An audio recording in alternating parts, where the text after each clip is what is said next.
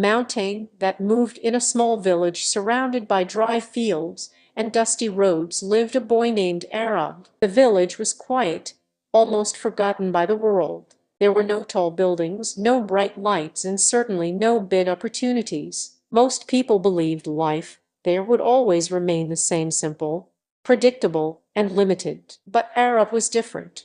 From the time he was little, he would climb the small hill behind his house and stare at the distant mountains touching the sky. To him, they didn't look far away.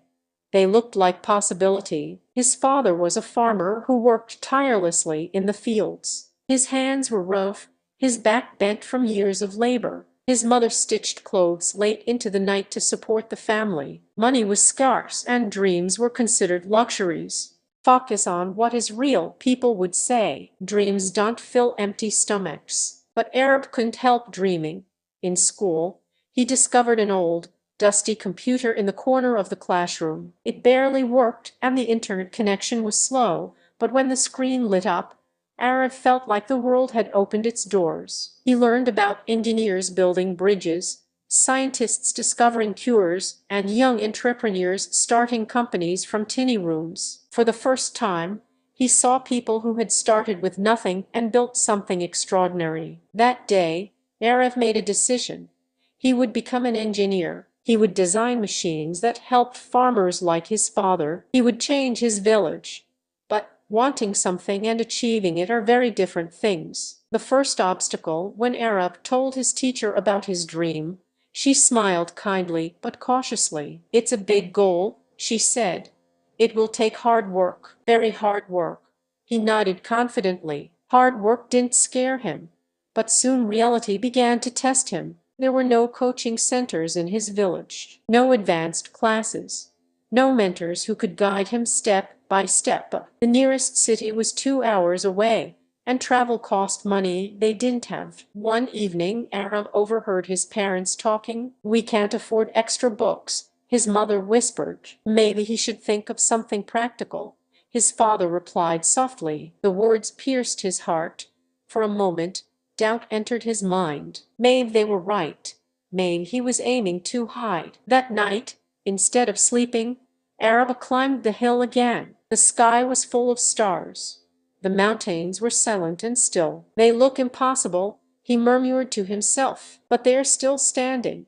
And something inside him shifted. He realized mountains don't move for anyone but people can climb them. Turning problems into power. The next day, Arab began waking up at 4 a.m.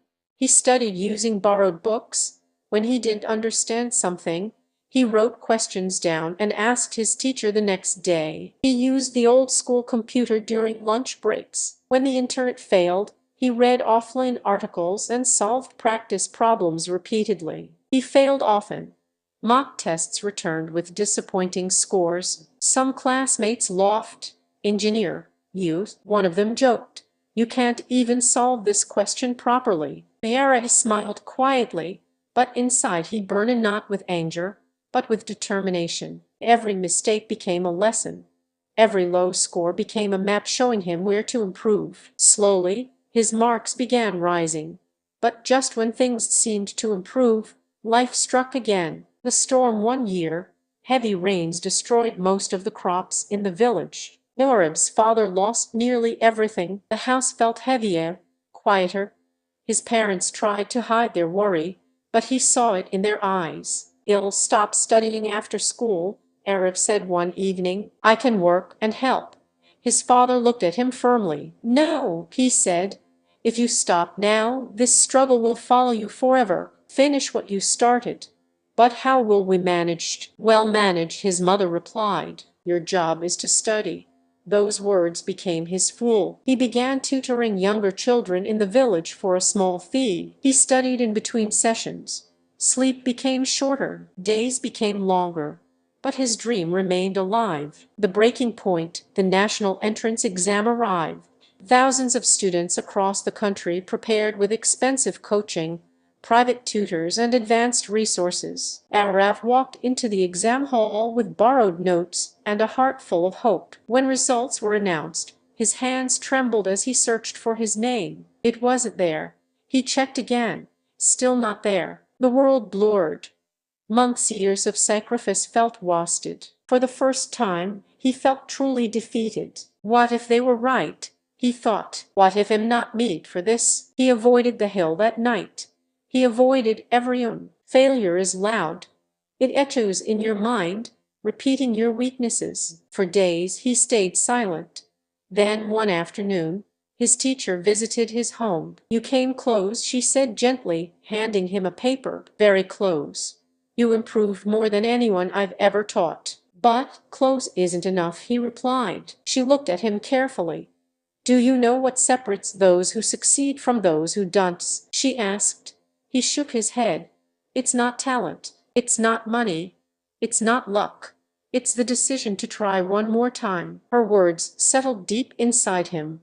That night, Arab returned to the hill. The mountains were still there, unmoved, unchanged. He realized something powerful.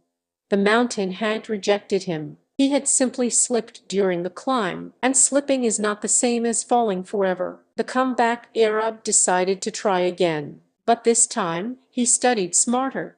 He analyzed his weak areas. He practiced under timed conditions.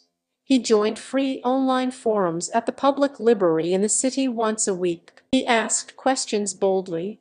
He stopped fearing mistakes. Months passed. The second exam arrived. This time, he felt calmer. Not because he was certain of success, but because he knew he had given everything. When results were announced, his heart pounded again. He searched. And there it was, his name. He stared at it, unsure if it was real. Then he checked again. It was real. He had earned admission to a respected engineering college with a scholarship. Tears filled his eyes. Not because the journey was over, but because he had proven something important. Limits are often illusions. Beyond the mountain, college was not easy. The competition was intense. Many students were ahead academically. For a while, Ira felt small again. But he remembered the hill. He remembered the storm. He remembered failure. And he remembered that he had climbed before. Step by step, he adapted. He worked part-time in the library. He joined projects. He asked for help when needed. Instead of comparing himself constantly, he focused on improving daily. Years later, Arav graduated with honors. But his real success came afterward. He designed affordable farming equipment that increased crop efficiency for small farmers. He returned to his village not as a dreamer, but as a problem solver. The same fields that once symbolized struggle now symbolized change. His father stood beside him one evening, watching a machine operate smoothly across the land. "You moved the mountain," his father said quietly. Yarek smiled. "No," he replied. "The mountain was always there. I just learned how to climb." The lesson, Nareb's story, is not about intelligence or luck. It is about resilience. Life will test you. It will doubt you. It will delay you. You may fail once, maybe twice, maybe many times. But failure is not a wall. It is a staircase. Dreams are not reserved for the wealthy, the gifted, or the fortunate. They belong to those willing to persist when quitting feels easier. Mountains do not shrink for anyone. But step by step, effort by effort, belief by belief, you can rise high enough to see beyond them. And when you do, you'll realize something powerful. The greatest obstacle was never the mountain. It was the doubt within you. And once you conquer that, nothing can stop you.